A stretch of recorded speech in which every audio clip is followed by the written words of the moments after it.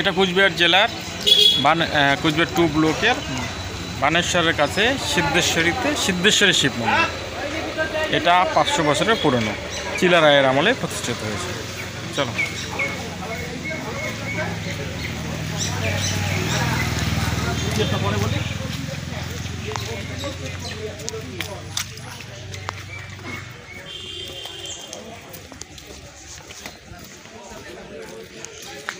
মন্দিরটা দর্শন করি।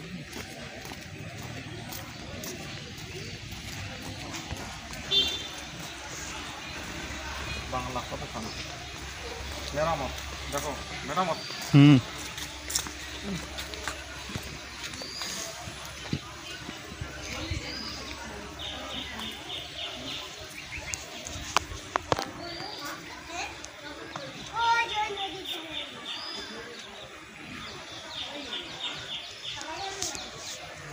কথিত আছে চিলারায় যখন আসাম যুদ্ধ করতে যাচ্ছিলেন, সৈন্য সামন্ত নিয়ে কুচবিহার থেকে রওনা হয়, এখানে আটকা পড়ে যাচ্ছেন। এক রাত এখানে জঙ্গলে আটকা পড়েছিল, বেরোতে পারছিল না। তো এখানে এক রাত থেকেছিল, সেখানে রাত্রে স্বপ্নাদৃষ্ট হয়। মা সিদ্ধেশ্বরী বলেছিলেন যে আমি ইসেতে আছি, কী নাম বলে, কামরাঙা গাছে বাধা আছে, আমাকে মুক্ত করো এবং স্থাপন করো। তুমি আসাম বিজয় করে আসার পরে আমাকে মন্দির স্থাপন করে দাও। তখন এখানে দেখে একটা কামরাঙা গাছ, এখান থেকে দেবী কি একটা রশি বাঁধা ছিল, মুক্ত করে দিয়েছিল।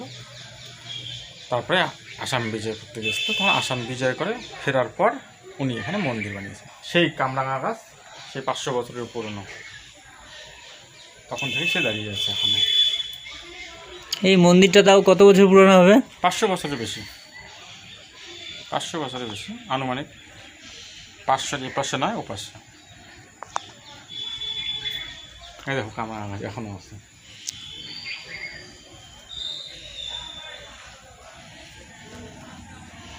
কিন্তু বাধাই না পারলে ভালো হতো মনে হয় গাছটাকে।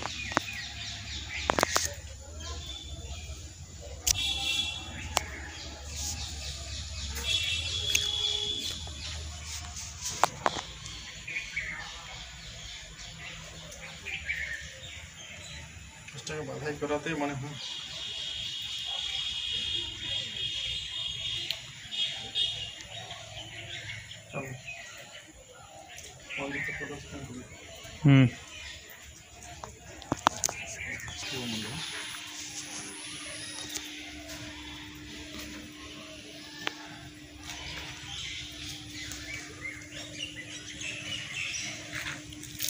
কি মন্দিরটা? সিদ্ধেশ্বরী মন্দির।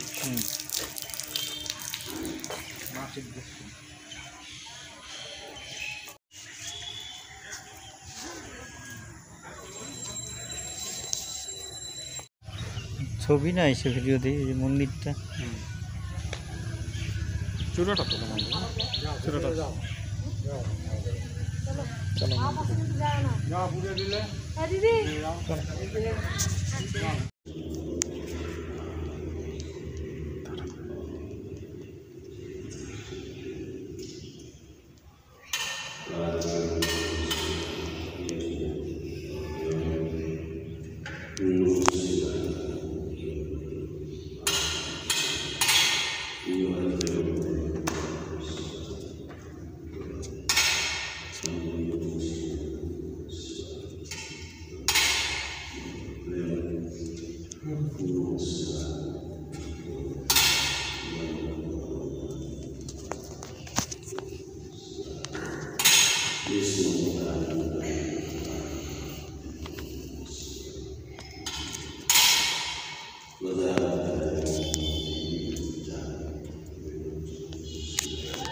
আমরা আসছি এই সিদ্ধেশ্বরী মন্দিরে কোচবিহার জেলার বানেশ্বর থেকে একটু 3 কিলোমিটার ভিতরে হবে, তাই না?